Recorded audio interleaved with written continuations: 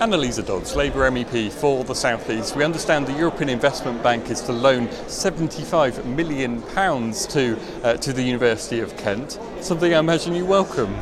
Absolutely, I'm really delighted to hear about this. I think it's great for the university, but I think it's also fantastic for people in Canterbury and Medway who are going to have these new facilities and who'll benefit from the jobs that they'll provide as well.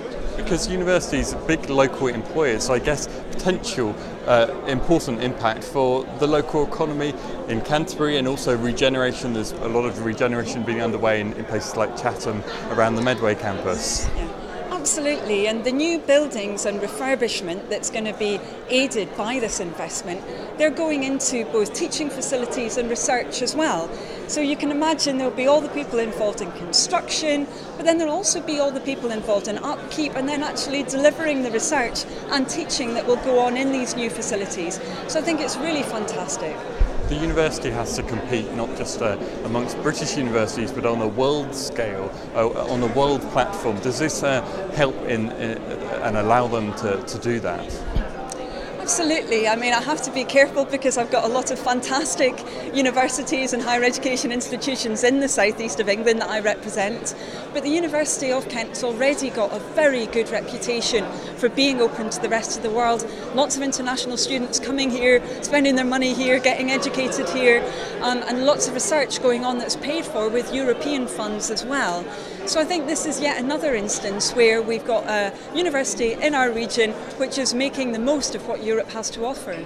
I mean, you've worked in universities yourself, I understand. So, what does it mean when facilities are upgraded? Does it make a difference to have better facilities for universities, do you think?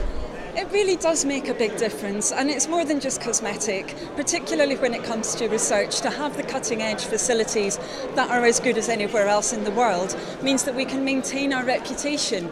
And actually in Britain and in the South East, we've got an incredibly strong world leading reputation in a lot of areas of research. So this investment is going to help to preserve that into the future.